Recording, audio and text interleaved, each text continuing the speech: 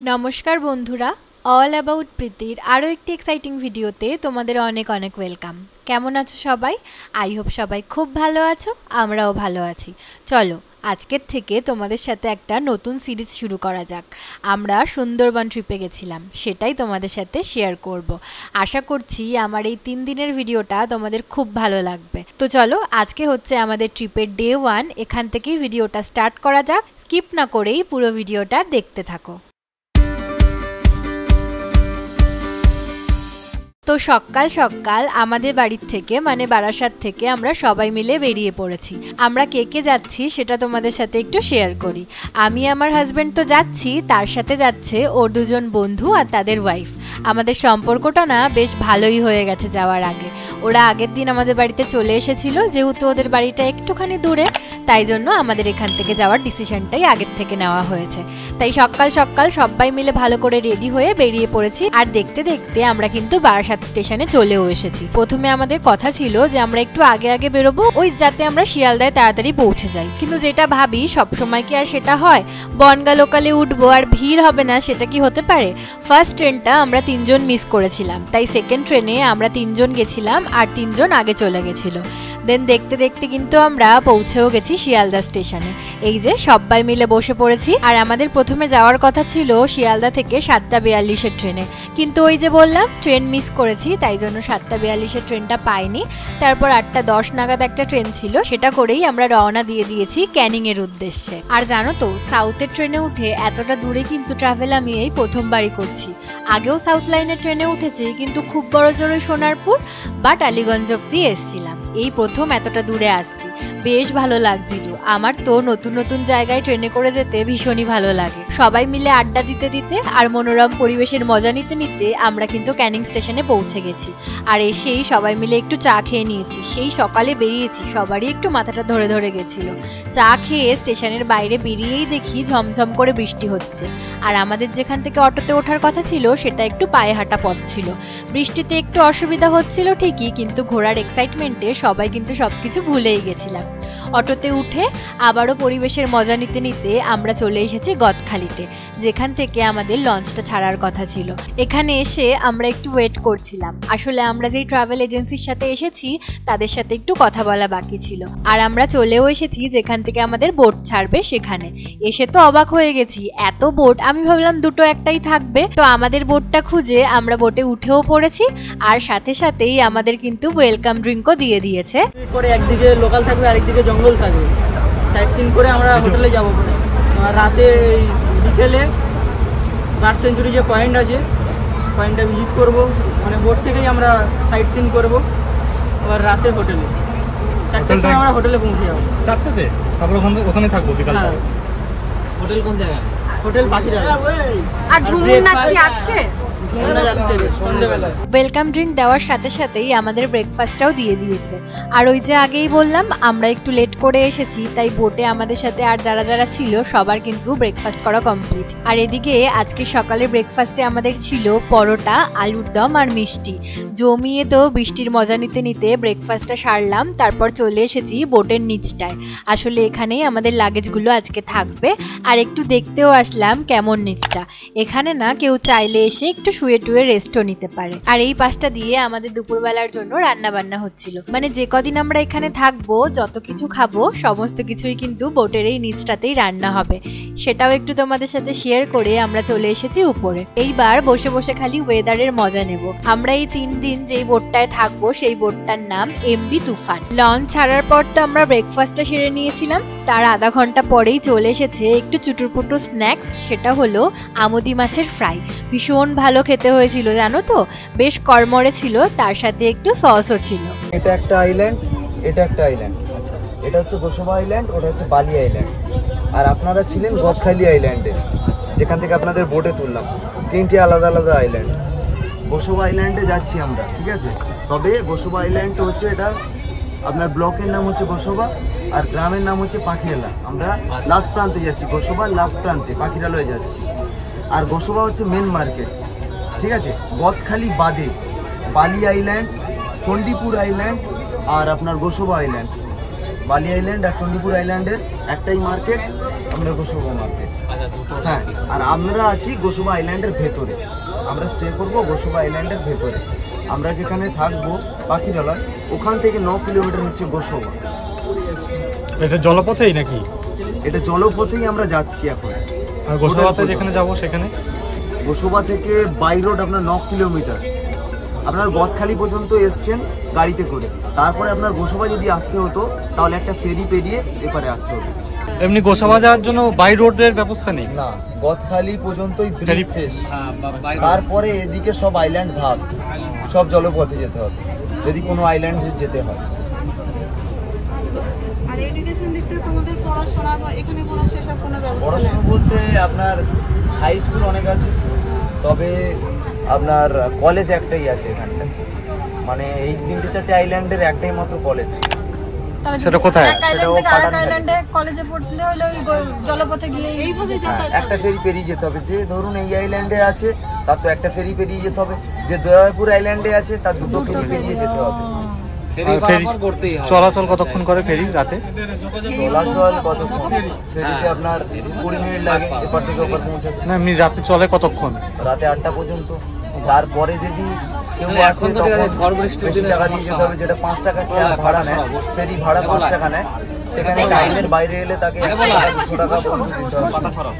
আর এখন তোমরা যেই শিপটা দেখতে পাচ্ছ এটা কিন্তু বাংলাদেশের শিপ। হলদিয়া থেকে ছেড়ে এখন বাংলাদেশের উদ্দেশ্যে রওনা দিয়েছে। বাংলাদেশের যেসব প্রয়োজনীয় জিনিস যেগুলো ইন্ডিয়া থেকে ওরা নিয়ে যায় সেরকম কিছু জিনিস নিয়েই যাচ্ছে।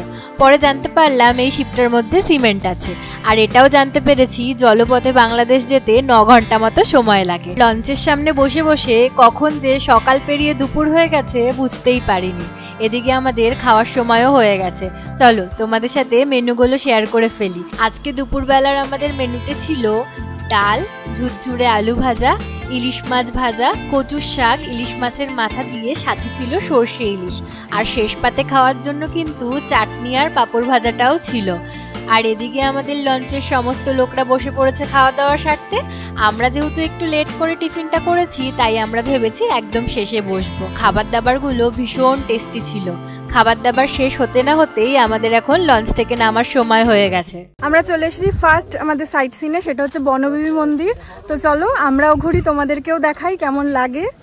চলো বনবিবি মায়ের মন্দিরে যেতে যেতে তোমাদের সাথে আমি যতদূর ইনফরমেশন পেয়েছি সেটাই তোমাদের সাথে শেয়ার করি।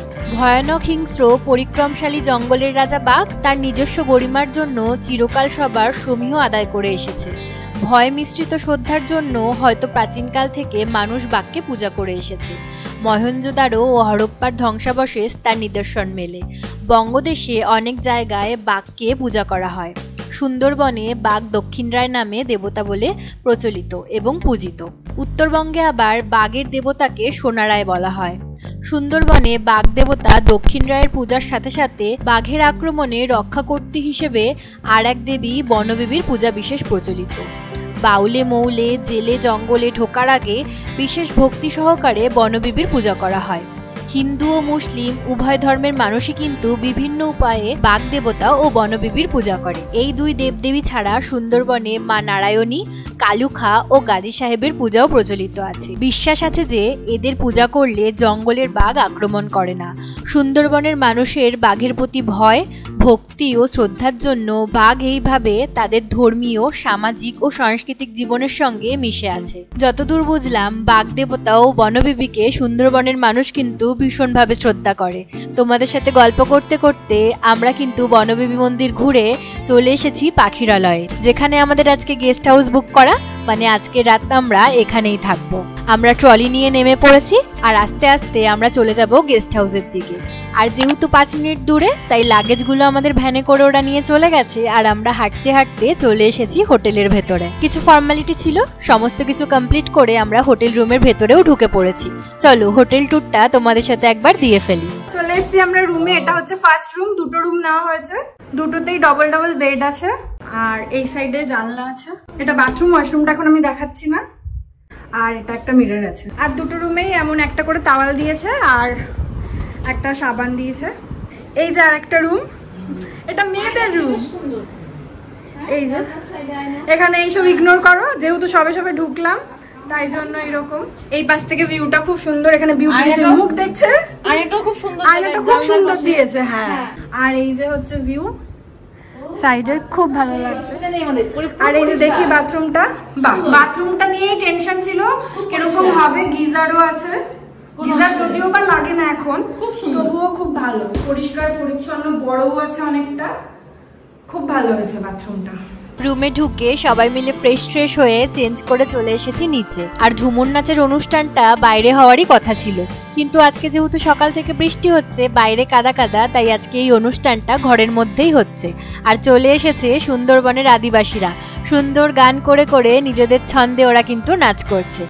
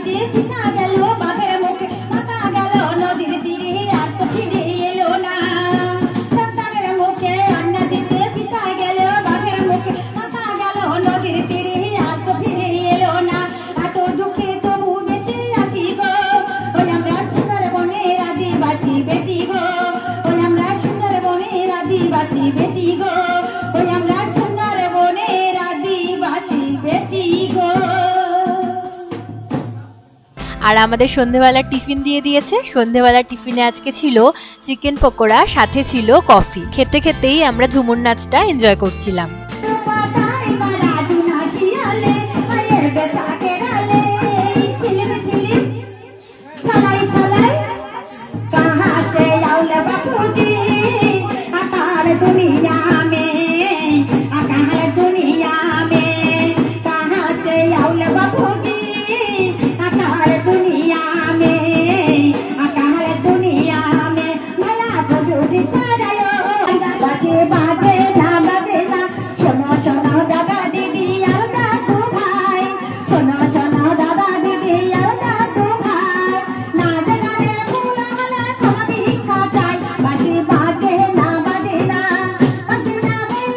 আমাদের টিফিন সারতে না সারতেই ওরা কিন্তু আমাদেরও জয়েন করিয়ে নিয়েছে ওদের গ্রুপে। আমরা সবাই মিলে ভীষণ মজা করেছি। আর বোটের লোকরাও কিন্তু আমাদের নিজেদের পরিবারের মতোই হয়ে গেছিল। সবাই মিলে দারুণ নাচ করেছি ওদের ছন্দে ছন্দে। আর একটা কথা বলি তোমাদের, ওরা তো আমাদের সমাজ থেকে একটু পিছিয়ে পড়া, তাই জন্য তোমরা চেষ্টা করো ওদের একটু আর্থিকভাবে সাহায্য করার। আমরাও আমাদের সামর্থ্য মতো ওদের সাহায্য করেছিলাম।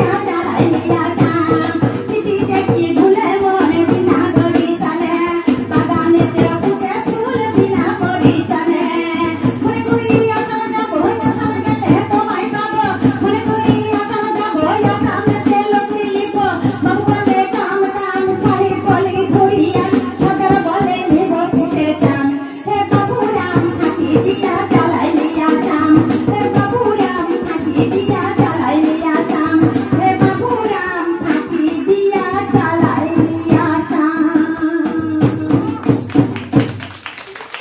তারপর আমরা চলে গেছিলাম একটু মার্কেট ঘুরতে। আশেপাশে কিন্তু অনেক দোকানপাট আছে আর সুন্দর সুন্দর কাঠের তৈরি অনেক জিনিসপত্র ছিল। সমস্ত কিছু একটু ঘুরে ঘুরে দেখছিলাম।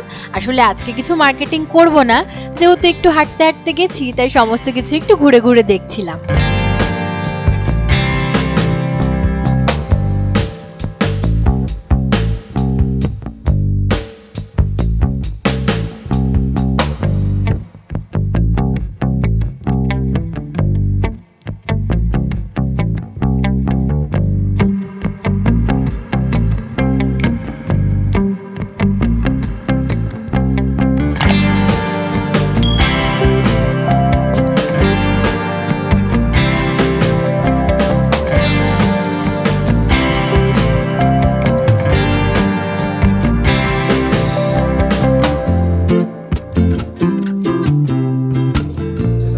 ভিডিও হচ্ছে, তোমরা সবাই একটুখানি কথা বলতে পারো, কিছু বলতে পারো, নড়াচড়া করতে পারো, কোনো অসুবিধা নেই। মার্কেট ঘোরাঘুরি করে আমরা রওনা দিয়ে দিয়েছি আমাদের হোটেলের উদ্দেশ্যে। আর হোটেলে ঢুকতে না ঢুকতেই দেখি রাত্রের ডিনারও চালু হয়ে গেছে। আজকে আমাদের ডিনারের মেনুতে ছিল ফ্রাইড রাইস, চিকেন কষা, স্যালাড, চাটনি আর পাঁপড়। আর যারা ফ্রাইড রাইস খায়নি তাদের জন্য কিন্তু রুটিটাও ছিল। আর খাবার দাবার সকালেও বলেছি, আবারও বলছি, ভীষণ ভালো ছিল জানো তো। মজা করে খাবার দাবারগুলো খেয়েছি। আর সারাদিন যেহেতু এত খাবার দাবার ছিল, তাই রাত্রের চিকেন কষাটা একটু হালকা পাতলাই হয়েছিল। বেশি রিচ হলে হয়তো খেতে পারতাম না। যাই হোক, খাওয়া দাওয়া সেরে আমরা ঘরে চলে গেছি। আর আজকের দিনটা তো কিছুটা আমাদের এভাবেই কাটলো। আশা করছি তোমাদের ভিডিওটা দেখতে খুব ভালো লেগেছে। ভালো লাগলে একটা করে লাইক করে দিও আর কমেন্ট করে জানিও তোমাদের কেমন লাগলো ভিডিওটা। আর পার্ট 2 কিন্তু খুব শীঘ্রই আসছে, ওয়েট করে থেকো। আশা করছি আজকের ভিডিওটার মতো পার্ট 2ও তোমাদের খুব ভালো লাগবে। তো চলো আজকের ভিডিওটা এখানেই শেষ করছি। দেখা হবে অন্য কোনো এক্সাইটিং ভিডিওতে। ততক্ষণের জন্য সবাই ভালো থেকো, সুস্থ থেকো আর সবাইকে ভালো রেখো। টাটা।